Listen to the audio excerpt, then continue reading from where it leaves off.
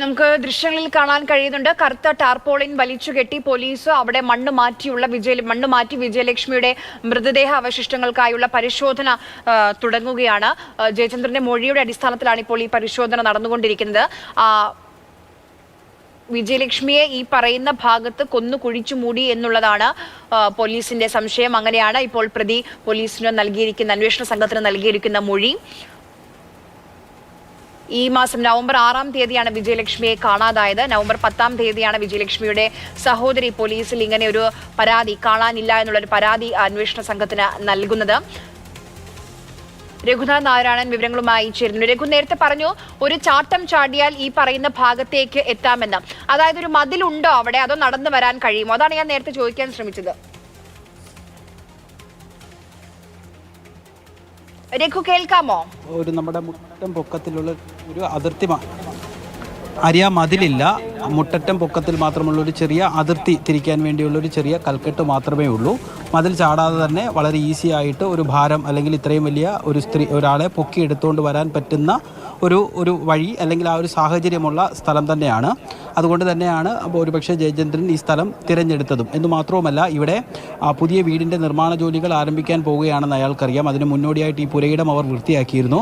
ഇവിടെ ഉണ്ടായിരുന്ന മരത്തിൻ്റെയൊക്കെ വേര് JCB ഉപയോഗിച്ച് മാറ്റുകയും ഒക്കെ ചെയ്തു. അതുകൊണ്ട് തന്നെ ഈ JCB കയറുമ്പോൾ നമുക്കറിയാം സ്വാഭാവികമായിട്ട് തന്നെ ഈ ഭൂമിക്കൊരു അതിൻ്റെ ഒരു ഇറഗുലാരിറ്റി, ഭൂമിക്കൊരു മാറ്റമൊക്കെ, ഇത്രയും വലിയ ഭാരമുള്ള വാഹനം കയറുമ്പോൾ ചെറിയ താഴ്ചയും ഉയർച്ചയും ഒക്കെ ആ മണ്ണിന്, ആ ഭൂമിക്കുണ്ടാകും. അതുകൊണ്ട് കൂടിയായിരിക്കാം ഈ സ്ഥലം തിരഞ്ഞെടുത്തത്. പക്ഷേ ഇതൊരു ദൃശ്യം മോഡൽ അല്ലെങ്കിൽ ദൃശ്യം സിനിമ നമ്മളുടെ എല്ലാവരുടെയും മനസ്സിലുള്ളത് കൊണ്ട് തന്നെ ഒരുപക്ഷെ ഇത്തരത്തിൽ കൊന്നു മൂടുമ്പോൾ നമ്മൾ ആദ്യം സംശയിക്കുക കോൺക്രീറ്റ് ചെയ്തിട്ടുണ്ടാകുമെന്നുള്ളതാകും. അതിനൊരു വലിയ സാധ്യത ഈ ജയചന്ദ്രൻ്റെ വീട്ടിലുണ്ടായിരുന്നതാനും. ഇയാളുടെ വീടിൻ്റെ ഇടതുവശത്തും വലതുവശത്തും 2 വീടുകളുടെ നിർമ്മാണം നടക്കുന്നുണ്ട്. ഒരു വീടിൻ്റെ നിർമ്മാണം ഏകദേശം പൂർത്തീകരിച്ച് അതിൻ്റെ ജോലികൾ കണ്ടിന്യൂസ് ആയിട്ട് നടക്കുകയാണ്. ഇടതുവശത്തെ വീടിൻ്റെ ജോലികളൊട്ടും നടക്കുന്നുമില്ല. അതൊരു പകുതി പണിത് ഇട്ടേക്കുന്ന അവസ്ഥയിലാണ് ഉള്ളത്. ഇതിൻ്റെ പക്ഷേ ഈ 2 വീടും തിരഞ്ഞെടുക്കാതെ ഇതിൻ്റെ തെക്ക് കിഴക്കേ ഭാഗത്ത് ഒഴിഞ്ഞു കിടക്കുന്ന ഒരു പറമ്പ് അല്ലെങ്കിൽ വീട് പണി ആരംഭിക്കാനിരിക്കുന്ന പറമ്പിൽ മൃതദേഹം കുഴിച്ചിട്ടത്. അത് മറ്റേ കാഴ്ച ദൃശ്യങ്ങളൊക്കെ പുറത്ത് കാണുന്നത് അല്ലെങ്കിൽ പോലീസുകാർക്ക് ഒരു രഹസ്യാത്മകമായി ആ മൃതദേഹം വീണ്ടെടുക്കുന്നതിന് വേണ്ടി വലിയ കറുത്ത ടാർപോളിൻ വലിച്ചു കെട്ടിയിട്ടുണ്ടെന്ന് മാത്രമല്ല, ഈ വീടിൻ്റെ ഇത് കാണാൻ പറ്റുന്ന രീതിയിൽ ആളുകളൊക്കെ സമീപത്തുള്ള വീടിൻ്റെ ടെറസിലൊക്കെ കയറിയിരുന്ന് അവരെയൊക്കെ പോലീസ് താഴെ ഇറക്കിയിട്ടുണ്ട്. ഫോറൻസിക് വിദഗ്ധരടക്കം സ്ഥലത്തെത്തിയിട്ടുണ്ട്. ഈ പരിശോധന അല്പസമയം, അതായത് മൃതദേഹം വീണ്ടെടുക്കുന്നതിനുള്ള ജോലികൾ ആരംഭിച്ചിട്ടുണ്ട്. ഒരാൾ ഒറ്റയ്ക്കായതുകൊണ്ട് തന്നെ ഒരു 8 അല്ലെങ്കിൽ 6 7 അടി മാത്രമായിരിക്കും, താഴ്ചയിലായിരിക്കും മൃതദേഹം കുഴിച്ചിട്ടുണ്ടാകുക. കാരണം ഇത് ആലപ്പുഴയെ സംബന്ധിച്ചിടത്തോളം ഈ കാഴ്ച വളരെ പരിചിതമാണ്. ഞാനിവിടെ ആലപ്പുഴയിൽ എത്തിയിട്ട് ഏകദേശം 1 വർഷമാകുന്നു. ഇതിനിടയിൽ സമാനമായ രീതിയിൽ 6-7 കൊലപാതകങ്ങളായിട്ടുണ്ട്. വർഷങ്ങൾക്ക് മുമ്പ് കലയെ ഭർത്താവും സുഹൃത്തുക്കളും ചേർന്ന് കുഴിച്ചു മൂടിയത്. സ്വർണത്തിനായി സുഹൃത്തുക്കൾ സുഭദ്ര എന്ന എറണാകുളത്തുകാരിയെ വയോധികയെ കുഴിച്ചു മൂടിയത്. 2 പിഞ്ചു കുഞ്ഞുങ്ങളെ കുഴിച്ചു മൂടിയത്. ഒപ്പം തന്നെ ഒരു സഹോദരൻ കുഴിച്ചു മൂടിയത്. ഇതിനൊക്കെ സമാനമായ രീതിയിൽ ദൃശ്യം മോഡൽ കൊലപാതകങ്ങളുടെ ഒരു പരമ്പര തന്നെയാണ് ആലപ്പുഴ ജില്ലയിൽ കഴിഞ്ഞ കുറച്ച് നാളുകളായി ഉണ്ടായിക്കൊണ്ടിരിക്കുന്നത്. എന്തായാലും അതിന് സമാനമായ രീതിയിൽ മറ്റൊരു കൊലപാതകം, ദൃശ്യം മോഡലിന് സമാനമായ രീതിയിൽ മറ്റൊരു കൊലപാതകം കൂടി ഉണ്ടായിരിക്കുകയാണ്. പോലീസ് ഈ മൃതദേഹം പുറത്തെടുക്കാനുള്ള ജോലികൾ ആരംഭിച്ചിട്ടുണ്ട്. DCP അടക്കമുള്ള ഉദ്യോഗസ്ഥർ, IPS ഉദ്യോഗസ്ഥരെ അടക്കമുള്ള കരുനാഗപ്പള്ളി DCP അടക്കമുള്ള ഉദ്യോഗസ്ഥരുണ്ട്. അമ്പലപ്പുഴ DYSP ഉണ്ട്. വിവിധ പോലീസ് സ്റ്റേഷൻ ഹൗസ് ഓഫീസർമാരുണ്ട്. മറ്റ് വിവിധ ഉദ്യോഗസ്ഥർ സ്ഥലത്തെത്തിയിട്ടുണ്ട്. ഫോറൻസിക് വിദഗ്ധരുണ്ട്. മൃതദേഹം പുറത്തെടുക്കാനുള്ള ജോലികൾ ആരംഭിച്ചിട്ടുണ്ട്. ശരി, അവിടെ പോലീസ് പരിശോധന തുടങ്ങുകയാണ്. ആ മൃതദേഹ അവശിഷ്ടങ്ങൾ അത് പുറത്തേക്ക് എടുക്കാനുള്ള ശ്രമത്തിലാണ് ഇപ്പോൾ പോലീസ് സംഘമുള്ളത്. കണ്ണൻ നായർ കൂടി വിവരങ്ങളുമായി തുടരുന്നുണ്ട്. കണ്ണൻ, ഇവരുടെ ഈ ഭർത്താവുമായി അകന്ന് കഴിയുകയായിരുന്നു. 2 മക്കളുണ്ട്.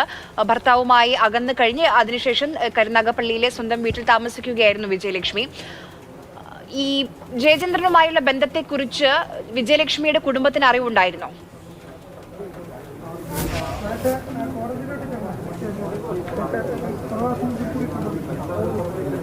കുടുംബ കുടുംബത്തിന് ഇതിനെക്കുറിച്ച് ഒരു താല്പര്യമുണ്ടായിരുന്നില്ല. കാര്യം ഭർത്താവും 2 മക്കളുമുള്ള സ്ത്രീയാണ് വിജയലക്ഷ്മി. ഭർത്താവുമായി പിണങ്ങിപ്പിരിഞ്ഞ് താമസിക്കുന്ന സ്ത്രീയാണ്. പക്ഷേ വിവാഹബന്ധം ഏർപ്പെടുത്തിയിട്ടില്ല. അതുകൊണ്ട് തന്നെ ഭർത്താവിനും മക്കൾക്കും ഇവർ തിരിച്ചു പോകണമെന്നുള്ള ആഗ്രഹമായിരുന്നു വിജയലക്ഷ്മിയുടെ ബന്ധുക്കൾക്കുണ്ടായിരുന്നത്. അതിനിടെയാണ് ഈ പറയുന്ന ജയചന്ദ്രനടക്കമുള്ള ആൾക്കാരുമായി സൗഹൃദം ഉണ്ടാകുന്നത്. അങ്ങനെ ജയചന്ദ്രനുമായിട്ടുള്ള സൗഹൃദം ദൃഢമായി എന്നാണ് നമുക്ക് മനസ്സിലാക്കുവാൻ സാധിക്കുന്നത്. അത് വീട്ടുകാരടക്കം അറിയുകയും ചെയ്തിരുന്നു. ജയചന്ദ്രൻ്റെ ഭാര്യയ്ക്കടക്കമുള്ള ആൾക്കാർക്ക് ഈ കാര്യങ്ങൾ അറിയാമായിരുന്നു. അതായത് പോലീസ് സ്റ്റേഷനിൽ ഈ വിഷയം വന്ന സമയത്താണ് ജയചന്ദ്രൻ്റെ ഭാര്യ അടക്കമുള്ള ആൾക്കാർ ഇരുവരും തമ്മിൽ സൗഹൃദത്തിലാണ് എന്നുള്ളൊരു കാര്യം അറിയുന്നത്. സ്റ്റേഷനിൽ വെച്ച് ഈ ഇരു ആൾക്കാരും തമ്മിൽ സൗഹൃദത്തോടുകൂടി ഇനി പ്രശ്നങ്ങളൊന്നും ഉണ്ടാകില്ല അല്ലെങ്കിൽ സൗഹൃദങ്ങൾ ഉണ്ടാകില്ല എന്ന് പറഞ്ഞ് പിരിഞ്ഞു പോയതാണ്. എന്നിട്ട് പോലും പിന്നീട് രഹസ്യമായി പോലും ജയചന്ദ്രനും വിജയലക്ഷ്മിയും തമ്മിൽ സൗഹൃദം തുടർന്നു എന്നാണ് നമുക്ക് മനസ്സിലാക്കുവാൻ സാധിക്കുന്നത്. അതിൻ്റെ ബാക്കി പത്രമാണ് അമ്പലപ്പുഴയിലേക്ക് വിജയലക്ഷ്മി എത്തുന്നത്. 6-ാം തീയതിയാണ് വിജയലക്ഷ്മിയെ കാണാതാവുന്നത്, അല്ലെങ്കിൽ കരുനാഗപ്പള്ളിയിൽ നിന്ന് അവർ പോകുന്നത്. അതിനുശേഷം സഹോദരി 10-ാം തീയതിയോട് കൂടിയാണ് അവിടേക്ക് എത്തുന്നത്. 9-ാം തീയതി വൈകിട്ടെത്തുമ്പോൾ വിജയലക്ഷ്മി അവിടെ ഉണ്ടായിരുന്നില്ല. ഫോണിൽ വിളിച്ചിട്ട് കിട്ടുന്നില്ല. ആ സമയത്താണ് ഒരു സംശയം തോന്നുകയും വിജയലക്ഷ്മിയെ കാണാനില്ല എന്നുള്ള ഒരു പരാതി കരുനാഗപ്പള്ളി പോലീസിൽ 10-ാം തീയതി അറിയിക്കുന്നു. അതിൻ്റെ അടിസ്ഥാനത്തിൽ കരുനാഗപ്പള്ളി പോലീസ് മിസ്സിങ്ങിന് കേസ് രജിസ്റ്റർ ചെയ്യുന്നു. ഫോൺ രേഖകൾ പരിശോധിച്ചപ്പോൾ അവരുടെ ഫോൺ സ്വിച്ച് ഓഫ് ആണ്. പിന്നീടാണ് തൊട്ടു പിന്നാലെ ഇവരുടെ ഫോൺ സംബന്ധിച്ച ഒരു വിവരം എറണാകുളത്തെ പോലീസ് സ്റ്റേഷനിൽ നിന്ന് ലഭിക്കുന്നു. അതിൻ്റെ അടിസ്ഥാനത്തിൽ അന്വേഷണം തുടരുകയാണ്. ഇവർ ദീർഘകാലമായി തന്നെ ജയചന്ദ്രനും ഈ പറയുന്ന വിജയലക്ഷ്മിയും തമ്മിൽ സൗഹൃദം ഉണ്ടായിരുന്നുവെന്ന് തന്നെയാണ്. അത് വീട്ടുകാർക്കും അറിയാവുന്ന കാര്യമാണ്. പക്ഷേ വിജയലക്ഷ്മിയുടെ വീട്ടുകാർക്ക് ആ ഒരു സൗഹൃദത്തിൽ യാതൊരു താല്പര്യവും ഉണ്ടായിരുന്നില്ല എന്നുള്ളത് തന്നെയാണ്.